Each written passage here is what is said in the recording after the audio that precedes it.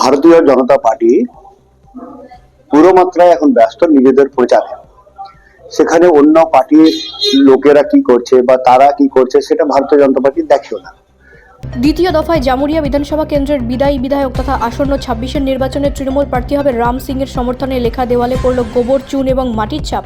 সাত সকালে এমন ঘটনা সামনে আসতেই চাঞ্চল্য ছড়িয়েছে এলাকায়। ঘটনাটি ঘটে জামুরিয়া বিধানসভা কেন্দ্রের অন্তর্গত জামুরিয়া ব্লক 2 এর বাহাদুরপুর অঞ্চলে 221 নম্বর বুথ এলাকায়। প্রসঙ্গত আজ থেকে বেশ কিছুদিন আগে জামুরিয়া বিধানসভা কেন্দ্রের কুনুস্তরিয়া এলাকায় এমন ঘটনা ঘটেছিল, যেখানে প্রশাসনিক আধিকারিকরা পৌঁছায় এবং ঘটনা তদন্ত শুরু হয়। তবে এখনো পর্যন্ত সেই ঘটনার সঙ্গে কে বা কারা যুক্ত ছিল তা সামনে আসেনি। ঠিক তারই মাঝে আরও একবার এমন ঘটনা শিল্পাঞ্চলের রাজনীতিতে আলোড়ন সৃষ্টি করেছে।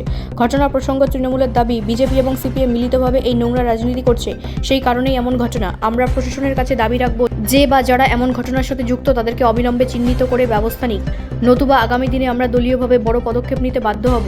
এছাড়াও তৃণমূল প্রার্থী হররাম সিং জানান, জামুরিয়ায় তৃণমূল বিপুল ভোটে জিততে চলেছে, সেই কারণেই কিছু মানুষ এ ধরনের নোংরা কাজ করে বেড়াচ্ছেন। বর্তমানে বাহাদুরপুর এলাকায় এমন ঘটনায় চাঞ্চল্য ছড়িয়েছে। ঘটনাস্থলে জামুরিয়া থানার কেন্দা ফাঁড়ির পুলিশ পৌঁছে বিষয়টি খতিয়ে দেখে তদন্ত শুরু করেছে। फिर से गोबर लपेटा गया है और ये किया है क्या मुझे ऐसा है कि जमुरिया में कोई लड़ाई नहीं है, तृणमूल कांग्रेस जीत रहा है, इसलिए कुछ बदमाश लोग जो है ये काम किए हैं। पुलिस को इन्फॉर्म किया गया, पुलिस इंक्वायरी कर रही है और नाम का भी पता लगाने का व्यवस्था हम कर रहे हैं। मालूम होने के बाद जो भी पुलिस कार्रवाई किया जाएगी। और ये गलत है, ऐसा नहीं करना चाहिए, लेकिन हताशा होने के कारण कि तृणमूल कांग्रेस ज़्यादा से ज़्यादा वोट से लीड करेगा, इसलिए ऐसा हो रहा है। बहादुरपुर को जहाँ पर किया गया है, बहादुरपुर पंचायत में ज़्यादा से ज़्यादा वोट से लीड करेगा। क्या लगता है ये किसका काम हो सकता है?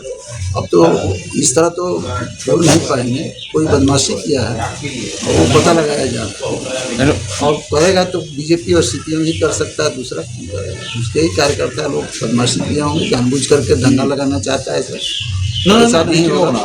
तृणमूल कांग्रेस के कार्यकर्ता शांत हैं, अपना काम कर रहे हैं और उसका जवाब जो है 23 तारीख को कोर्ट के रूप में दिया जाएगा। विरोधी दल से बोला जा रहा है कि ये अंदर माने अपने ही गुटबाजी का फल है।